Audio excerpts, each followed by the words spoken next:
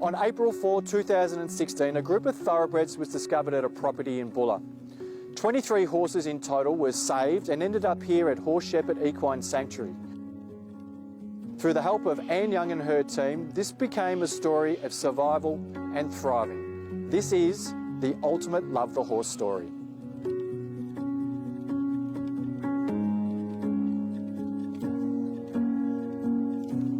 Can't not love the Bullas, to be honest. I mean, one, they did a lot for us in terms of, you know, who we are and identity.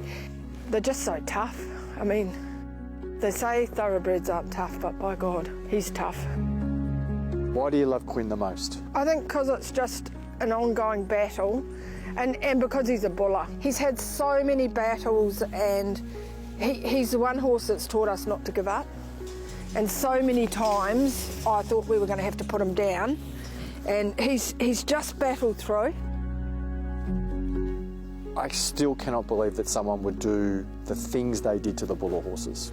Oh, I can. But what I can't believe is, how did he survive? Look, how did 20 survive? How did mums? There were 2 mares with foals.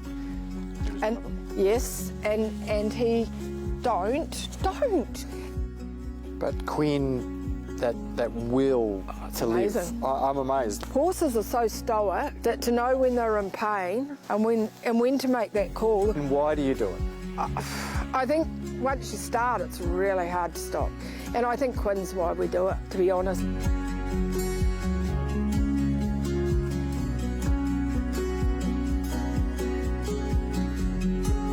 This is one of the Bulla horses here, Sunny. Yeah, this is Sunny. Sunny, other than Quinn, is the one that's really struggled all the way through. We often talk about animals not really remembering things, but do you think he has an understanding of what he's been through? I think it's the malnutrition. I think it plays a real role.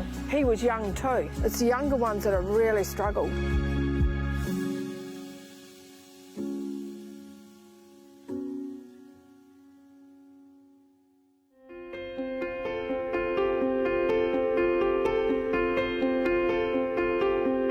The last time we saw News, we were out at the previous owner's property and we filmed him in the rain and he looked spectacular. He was like the most happiest horse of all time.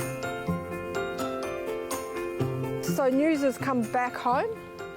The family sponsors News, but he lives here now with the other Bullas. Fill me in with what happened with beautiful News here. Yeah, he's such a beautiful boy. Tragically, the daughter passed away.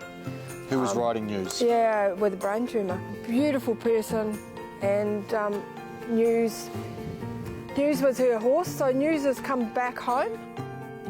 I think what's really important though in the story of News is that every horse here, including you, have a right to return. I think the good thing in the story is that he's got a safe place to go.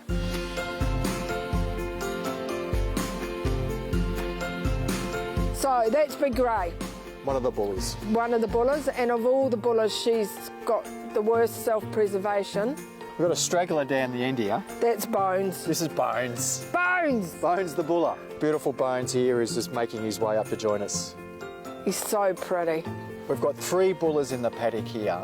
Yep. It's remarkable that they've been able to share their life together. Yep. With what they've been through. And they know each other.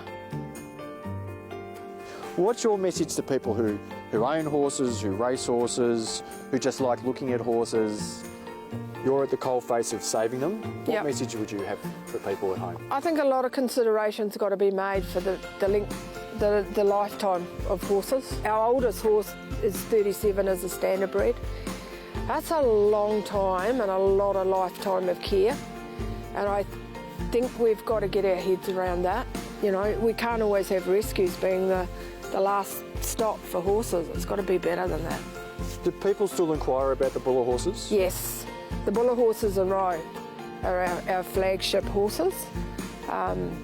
They know them by name, and they do have personalities, and we try to bring personalities out in our social media. We've had donations from people that watched the last Racing.com documentary on them that hadn't known about them.